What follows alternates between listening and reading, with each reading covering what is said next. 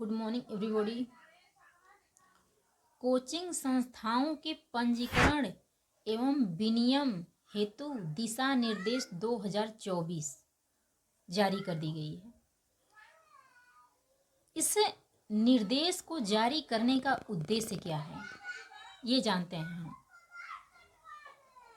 जैसे एक नाम सुना होगा, फेमस नाम कोटा, इलाहाबाद, दिल्ली, ऐसे ऐसे बहुत सारे प्रमुख सेंटर हैं जहाँ कोचिंगें चलाई जा रही हैं। ऐसे में हमेशा एक ऐसा मुद्दा निकल के आता जाता है कि कोई ऐसा अफरा तफरी का माहौल उठ जाता है। अगर कोई बच्चा या कोई छात्र अच्छे मार्क्स से पास हो जाता है या फिर कोई अच्छा रैंक लाता है तो उसका प्रचार प्रसार पूरी मार्केट में किया जाता है।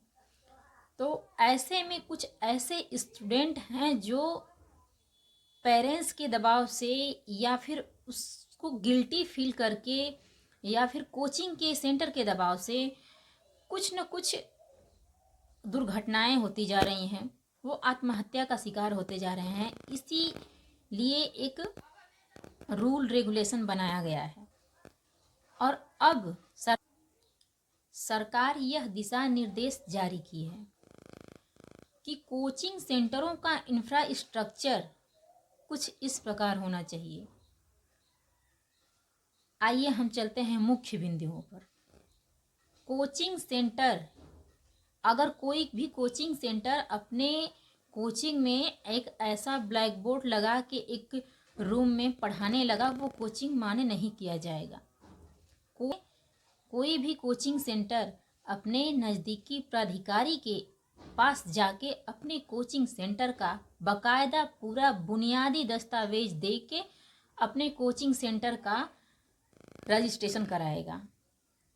और ऐसा न करने पर अगर वो गलती पाई जाती है तो पहली बार उसको 25,000 रुपये का जुर्माना भरना पड़ सकता है। अगर गलती दोबारा पाई जाती है तो उस व्यक्ति को 1,00,000 रुपये तक का जुर्माना भरना पड़ सकता है। अगर वह रजिस्ट्रेशन कराया हुआ है और गलती दोबारा तीसरा बार या फिर अन्य बार बार पाई जाती है तो उस व्यक्ति का रजिस्ट्रेशन रद्द किया जा सकता है। और कोई भी कोचिंग सेंटर मूलभूत बुनियादी सुविधाओं को नहीं देता है तो यह सजा का प्रावधान किया गया है। कोचिंग सेंटर में जैसे बिजली, पानी, लैट्रिन, बाथरूम, प्राथमिक मेडिकल किट और अच्छी लाइट सिस्टम, ये सब सुविधाएं और अन्य सुविधाएं भी उसमें जोड़ी गई हैं, उपलब्ध कराना उनकी प्राथमिक जिम्मेदारी बनती है।